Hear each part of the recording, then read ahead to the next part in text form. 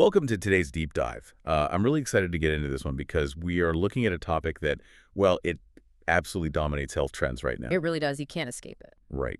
But digging into the actual science reveals, we might be doing it completely wrong. The source we are focusing on today is Liu Zhao's book, Quitting Sugar, the scientific diet that changes your life. Which is a fascinating read, by the way. It is. I mean, if you follow any fitness influencers or celebrities, you've seen the whole sugar-free movement. It's everywhere. Oh, yeah. People are tossing out their pantry staples, attempting these extreme zero-carb diets, and basically treating food like an enemy to be conquered. Yeah, like at the battle. Exactly. Yeah. But according to the research laid out in this book, that punishing approach is based on a massive misconception. So, okay, let's unpack this. The core premise Liu Zhao presents isn't about declaring war on what we eat. No, not at all. It's actually framed as a return, like a return to a biological baseline, eating in a way that aligns with our evolutionary hardware rather than constantly fighting against it. Yeah, that concept of a return is really the anchor for everything else in the book. To really grasp it, we have to look at the evolutionary mismatch we are currently living in. Makes sense. Think about early human ancestors navigating an environment where calories were incredibly hard to come by. Dense, sweet foods like, say, wild ripe fruit or a honeycomb were rare seasonal jackpots. Right, they weren't just running to the corner store. Exactly. So when our ancestors stumbled across those foods, their bodies were brilliantly adapted to gorge on them. The human liver would process that sudden influx of fructose and glucose and efficiently convert the excess into stored fat. Because that fat was essentially a biological savings account. Exactly. It was a vital survival mechanism to keep them alive through the winter or, during a famine. Which was a very real threat back then. Right. But the problem is our modern environment. Fast forward to today, and we're surrounded by this unprecedented abundance of highly processed, intensely sweet foods available 24 hours a day. Yeah.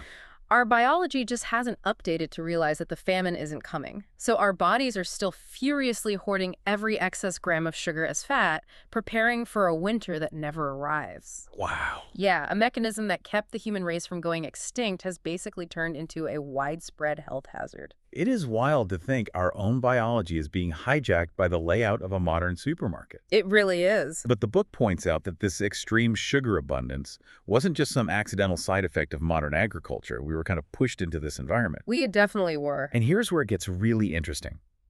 There is a documented historical scandal from the 1960s and 70s that completely rewrote global dietary guidelines. I mean, it reads less like nutrition science and more like a corporate thriller. It really does.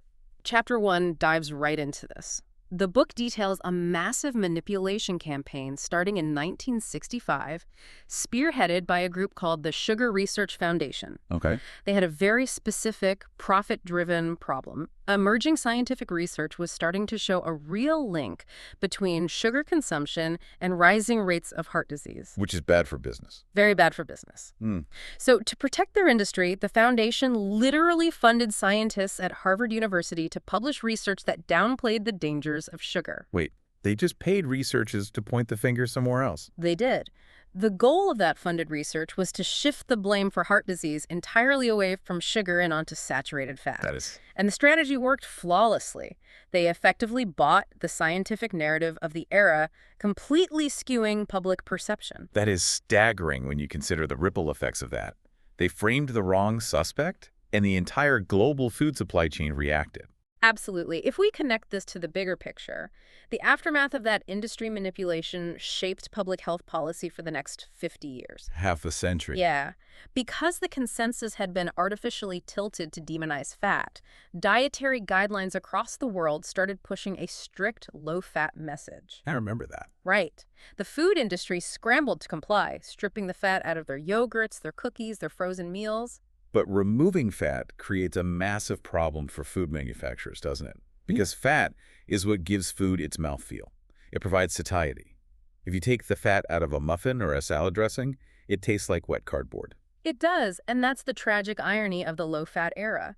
To make these supposedly healthy, fat-free foods palatable enough for consumers to actually buy them, the industry had to replace the lost flavor. So they added sugar. Exactly. They pumped the products full of refined sugar. We inadvertently traded a macronutrient that actually makes us feel full, which is fat, for a refined carbohydrate that spikes our blood sugar and leaves us hungry an hour later. That switch directly fueled the modern global epidemics of obesity and metabolic diseases. It makes you look back at the 90s and early 2000s diet culture with a lot of frustration. I mean, for you listening right now, think about all those fat-free snacks or diet salad dressings you might have bought over the years. Oh, the snack wells. Yes. We were buying them because we were told they were the responsible, healthy choice. But hidden behind that guilt-free label, we were consuming massive amounts of hidden sugar. All because corporate interests tipped the scales of scientific research half a century ago. Which naturally leads to the question of how we untangle ourselves from this mess today. Exactly. So what does this all mean for our actual diets today? If the goal is to quit sugar, as the title suggests, does that mean a blanket ban? Are we supposed to stop eating apples or drinking milk or having a bowl of rice? Because that is exactly how a lot of people interpret the trend. Right, they just throw out everything. But the book is very deliberate in clearing up that exact misconception. It relies on a strict scientific definition of what we should be avoiding. We absolutely do not need to quit the natural sugars that are organically encapsulated within whole foods. The fructose inside a whole piece of fruit or the lactose naturally present in dairy are not the enemy. What's the biological difference, though? I mean, sugar is sugar once it's inside the body, isn't it? It's about the delivery system. When you eat a whole apple, the sugar is bound up within a complex cellular matrix of fiber, water, and micronutrients. So it's packaged differently. Yes. That fiber acts like a net, physically slowing down your digestion. Because of that slow breakdown, the sugar enters your bloodstream as a steady, manageable trickle. Your liver can easily process that trickle. I see. The target of this book, The Real Hazard, is what's defined as free sugars, or yulintang in Chinese. That distinction-free sugars is the most crucial takeaway from the text. The list of what actually qualifies as a free sugar is full of things the wellness industry has aggressively marketed to us as healthy. Obviously, free sugars include table sugar, glucose, and added artificial syrups, like high fructose corn syrup. But the book points out it also includes things like honey, fruit juices, and fruit juice concentrates. And that's a bitter pill for a lot of people to swallow, especially regarding juice. Yeah, people love their fresh-pressed juice. They do. But think about it. You could take an organic, locally grown apple with no added ingredients. But the moment you run it through a juicer, you strip away all that protective fiber. The net is gone. The net is gone. You're left with just the sugar and the water. Without the fiber to slow things down, drinking that juice hits your liver with a massive, rapid flood of fructose. So it doesn't matter where it came from. Exactly. Whether the free sugar comes from a bee making honey, or a beet, or a juiced apple, once it is separated from its fiber, your body processes it in the exact same harmful, rapid way. To put some hard numbers on just how much of this free sugar we should be having, the book references data from the World Health Organization's 2015 guidelines and the dietary guidelines for Chinese residents from 2016. Both are very clear on this. Yeah, both authorities draw a hard line. They strongly recommend keeping our intake of free sugars under 50 grams a day. But they emphasize that keeping it under 25 grams a day is the ideal target for actual optimal health. 25 grams is an incredibly tight budget if you aren't paying attention. Let's visualize that for a second for you listening. A single standard can of regular soda usually packs around 39 grams of free sugar. Just one can. With just one beverage, you've blown past the ideal daily limit by a mile. Even a supposedly healthy commercial green smoothie can easily contain 30 to 40 grams of free sugars from all the fruit juice concentrates they use to make it taste good. Free sugars are constantly sneaking into our routines. And when people finally realize how pervasive free sugars are, they often panic. The book explores this in the second chapter. People swing the pendulum to the absolute furthest extreme, which brings us to the celebrity sugar-free trap. Right, the diets where people claim they're quitting sugar, but they're really just eliminating all carbohydrates. They cut out grains, legumes, starchy vegetables, everything. The author argues that this extreme approach is only half right. and it fundamentally misunderstands human physiology. How so? Yes, eliminating free sugars is arguably the best thing you can do for your health, but quitting sugar should never be confused with an extreme zero-carb or strict ketogenic diet. Because we need carbs. We do. Our bodies, and particularly our brains, run on glucose. Mhm. That is our primary preferred fuel source. We are supposed to get that glucose from complex carbohydrates like whole grains and vegetables. But wait, if our brains desperately need glucose, why do people on these extreme zero-carb diets swear they feel fine or even claim they have sharper focus? How does the book reconcile the popularity of these trends with the biology? The body is incredibly resilient and has backup systems. If you completely starve yourself of complex carbs, your body realizes the brain still needs glucose to survive. So it goes into an emergency state called gluconeogenesis. Which means making new glucose. Right. It literally starts breaking down your own muscle tissue, converting amino acids into the glucose the brain is demanding. That sounds incredibly stressful on the system. It is a state of prolonged physiological stress. The book lists out the severe side effects of treating complex carbs like an enemy. People experience intense hair loss, erratic mood swings, and significant muscle wasting because their body is cannibalizing itself for fuel. That's horrifying. And for women, the text specifically notes that extreme low-carb diets can completely disrupt hormonal balance, leading to the loss of menstrual cycles. What stands out to you when you hear that list of symptoms? Honestly, it's how normalized those symptoms have become. We hear people brushing off hair loss or mood swings as just the price of getting healthy. Right, like it's a badge of honor. Exactly. It highlights a really tragic flaw in how we approach wellness. We're constantly bouncing between dangerous extremes, either mindlessly eating ultra-processed, sugar-loaded foods or completely starving ourselves of essential macronutrients. We treat food like a moral failing instead of just understanding the mechanics of it. That lack of understanding is exactly why so many diets fail, which transitions perfectly into the core message of Chapter 3, the real why behind managing our sugar intake. If we're not doing this to punish ourselves, and we're not doing a zero-carb extreme diet, what is the actual biological goal? A lot of people initially look into quitting sugar for surface-level reasons. They want to drop a few pounds, or they've heard about the skincare benefits. The skincare aspect is huge right now. It is.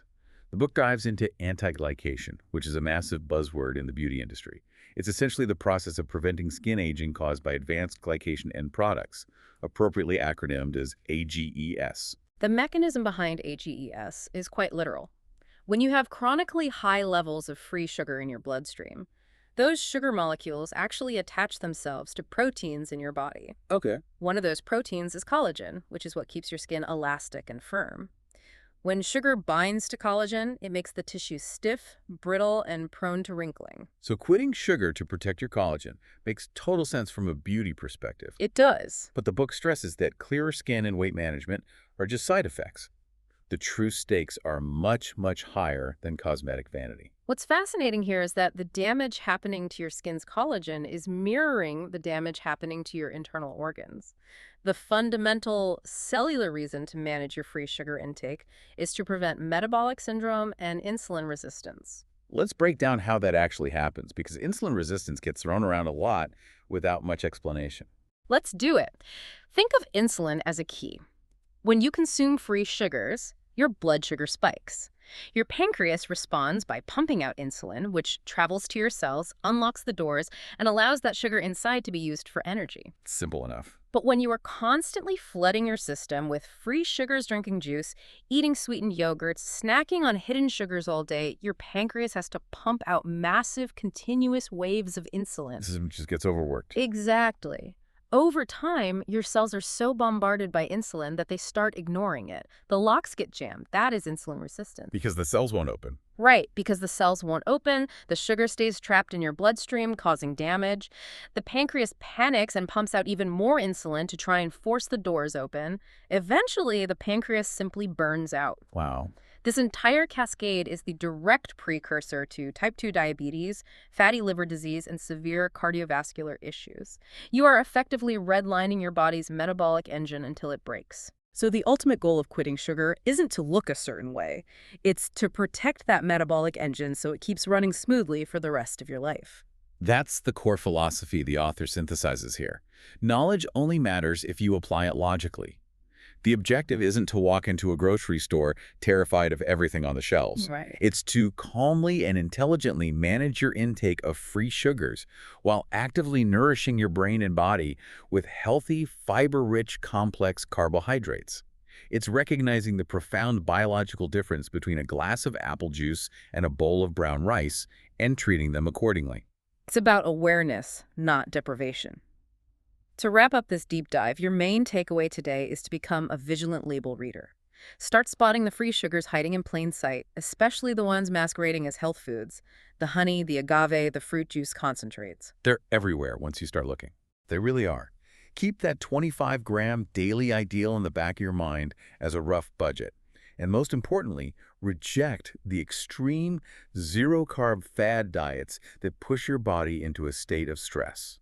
You don't have to break your biological machinery to be healthy. This raises an important question, something for you to mull over after we finish up. If the food industry successfully funded biased research 50 years ago to convince the entire world that sugar was harmless and fat was the enemy, what currently popular healthy food trends or guidelines might we discover tomorrow are actually just the result of today's corporate marketing? It's a reminder to always view dietary dogmas through a lens of critical thinking. That is a brilliant, if slightly unsettling, thought to leave you with. We always have to ask who is funding the narrative, even, or maybe especially, in the wellness aisle. Thank you for joining us on this deep dive into the actual science of quitting sugar. We hope it gave you some practical clarity to cut through the noise. Keep questioning what's on your plate and stay insanely curious.